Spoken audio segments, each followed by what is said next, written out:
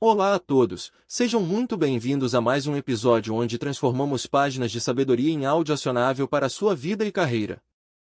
Hoje, vamos falar sobre um livro que tem um título, no mínimo, audacioso. Imaginem só, você entra numa livraria ou abre seu leitor digital e se depara com uma capa que grita: "Roube estas ideias". É isso mesmo. O livro de hoje é Steal These Ideas, escrito pelo veterano do marketing Steve Kone. E para começar, eu quero contar uma história que o próprio Steve usa para definir o tom de toda a sua filosofia. Dizem que há muitos anos, em Nova York, houve um encontro inusitado em um coquetel chique em Manhattan. De um lado, o cineasta intelectual Woody Allen, do outro, o ícone de ação Arnold Schwarzenegger. Woody, com seu jeito peculiar, segurando uma taça de vinho, aproximou-se de Arnold e perguntou: "Diga-me, Arnold, quanto tempo leva para uma pessoa ficar fisicamente parecida com você?" Arnold olhou para ele e, sem hesitar, respondeu: "2 gerações." É uma resposta engraçada, mas traz uma verdade dura: algumas coisas levam tempo demais. Mas a boa notícia, e é aqui que o nosso livro de hoje entra, é que no marketing você não precisa esperar 2 gerações para obter um corpo de trabalho robusto e musculoso. Você não precisa reinventar a roda. Steve Kone argumenta que o marketing, por muito tempo, sofreu com a falta de ideias práticas e grandiosas que pudessem ser aplicadas imediatamente. A premissa dele é simples: não espere. Pegue o que funciona. Roube estas ideias. O que vamos discutir hoje não é teoria acadêmica de Torre de Marfim, são táticas de trincheira testadas em empresas como Citigroup, American Express e Fidelity. Vamos começar desvendando o que Steve chama de os 3 segredos para uma campanha de marketing de sucesso. Parece básico, mas é onde a maioria das empresas erra feio. Segundo Kone, para qualquer campanha funcionar, ela precisa ter 3 ingredientes inegociáveis: apelo visual, novidade e um motivo para agir. Pense na sua vida hoje. Estamos exaustos. Estamos ocupados. Ninguém acorda pensando: mal posso esperar para ler um anúncio de seguro de vida hoje. Para quebrar essa barreira de indiferença, você precisa de algo que pare o trânsito. Um dos exemplos mais fascinantes que o livro traz não é de um produto moderno, mas de um anúncio de jornal de 1913. Feito pelo explorador Ernest Shackleton. Ele precisava de tripulação para uma expedição perigosa à Antártida. O anúncio não dizia "vagas para marinheiros com benefícios". Dizia o seguinte: procuram-se homens para jornada perigosa. Salários baixos, frio intenso, longos meses de escuridão completa, perigo constante, retorno seguro duvidoso. Honra e reconhecimento em caso de sucesso. Resultado? 5.000 homens se inscreveram. Por quê? Porque tinha apelo, era diferente de tudo e desafiava a pessoa a agir. Ele vendeu a aventura, não o emprego. Esse é o poder de capturar a imaginação, algo que Steve Kone insiste que devemos roubar para nossos negócios. E isso nos leva diretamente ao coração da estratégia de qualquer marca, a proposta única de venda, ou USP, Unique Selling Proposition. Você já deve ter ouvido esse termo, mas será que o aplica corretamente? A USP é aquilo que diferencia você de todo o resto do mercado. Se você tirar o logotipo da sua empresa e colocar o do concorrente no seu anúncio, e ninguém notar a diferença, você não tem uma USP. Steve Kone nos lembra do caso clássico da Federal Express, a FedEx. Eles não vendiam transporte de cargas. Eles vendiam tranquilidade. O slogan deles, durante anos, foi: quando absolutamente, positivamente tem que estar lá durante a noite. Isso é uma USP. É uma promessa inquebrável. Ou pense na Domino's Pizza antiga: pizza quente em 30 minutos ou é de graça. Eles não falavam que a pizza era a mais saborosa da Itália. Eles falavam de velocidade e garantia. O autor nos desafia a olhar para o nosso negócio e perguntar: o que nós possuímos? A Coca-Cola, por exemplo, possui a garrafa. Aquele formato curvilíneo é tão icônico que, mesmo quebrado no chão, um caco de vidro da garrafa da Coca é reconhecível. Isso é branding no seu nível mais atômico. Se você é um dentista, não diga apenas que trata dentes. Cone cita um anúncio que ele criou para um amigo dentista que dizia: "Você vem primeiro. Seus dentes vêm em segundo." Isso muda tudo. Isso humaniza o serviço. Portanto, a lição aqui é: encontre o seu diferencial, por mais simples que seja. E martele isso na cabeça do público até que eles associem essa qualidade exclusivamente a você.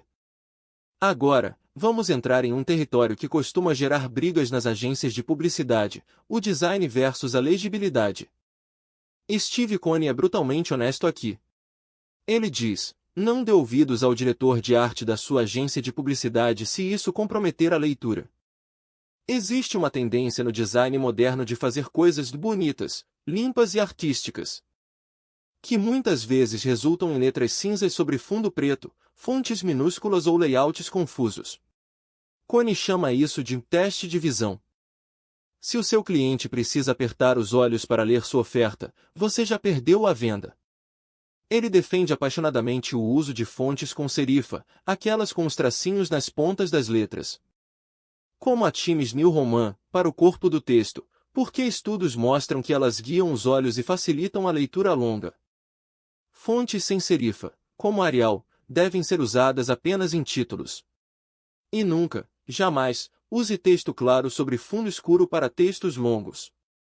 Pode parecer chique para um designer de 25 anos, mas para o seu cliente de 50 anos com dinheiro para gastar, é apenas irritante.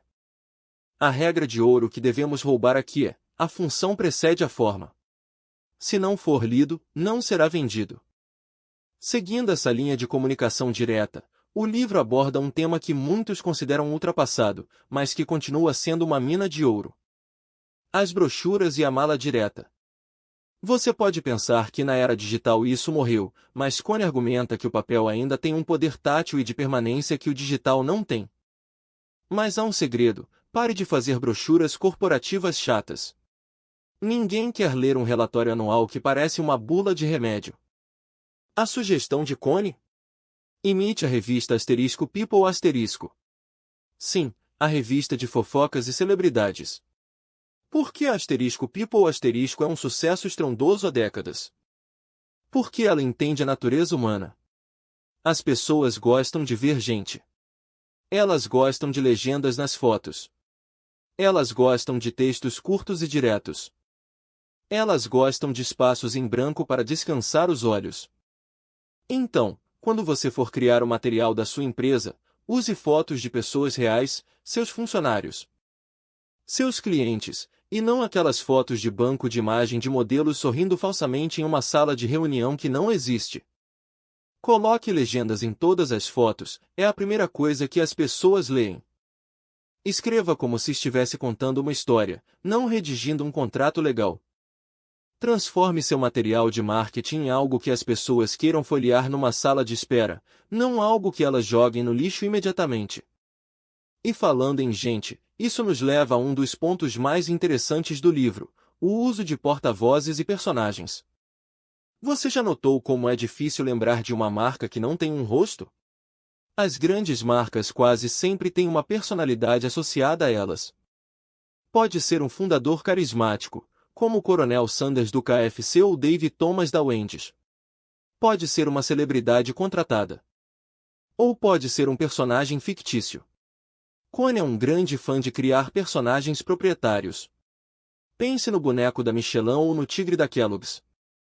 A vantagem dos personagens fictícios ou animais é que eles não envelhecem, não pedem aumento, não se envolvem em escândalos e estão sempre disponíveis para trabalhar. Mas se você for usar uma pessoa real, certifique-se de que ela tem uma conexão genuína com o produto. Um exemplo clássico que ele menciona é a campanha da American Express com o ator Karl Malden. Durante 25 anos, Malden foi o rosto dos cheques de viagem da American Express. Ele passava uma imagem de autoridade, segurança e confiança. Quando ele olhava para a câmera e dizia: "Não saia de casa sem eles", você acreditava. A lição para roubar aqui é: dê uma face à sua marca. As pessoas se conectam com pessoas, ou personagens que parecem pessoas, não com logotipos abstratos. Avançando para a estratégia de fidelização, Steve Coney nos oferece uma visão muito perspicaz sobre programas de recompensa. Ele conta a história do programa Old Pass da Paine. A Paine estava em declínio, mas lançou um programa de milhagem que era superior a todos os outros. Eles entenderam uma regra fundamental: o valor percebido da recompensa deve ser maior do que o esforço para consegui-la. Muitas empresas criam programas de fidelidade tão complexos e mesquinhos que o cliente desiste antes de começar. Coney sugere a regra 10-90. Em muitos negócios, 90% do lucro vem de 10% dos clientes. Esses 10% devem ser tratados como reis. Não é apenas dar descontos, é dar reconhecimento. É o cartão Black que dá acesso à sala VIP. É a linha telefônica exclusiva que é atendida no segundo toque. Ele cita o exemplo da loja de departamentos Barneys ou da Neiman Marcus.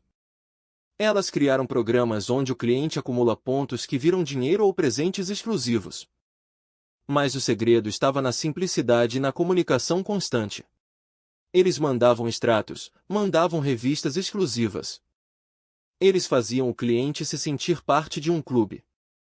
Se você tem um negócio, identifique quem são seus top 10% e crie uma barreira de saída para eles.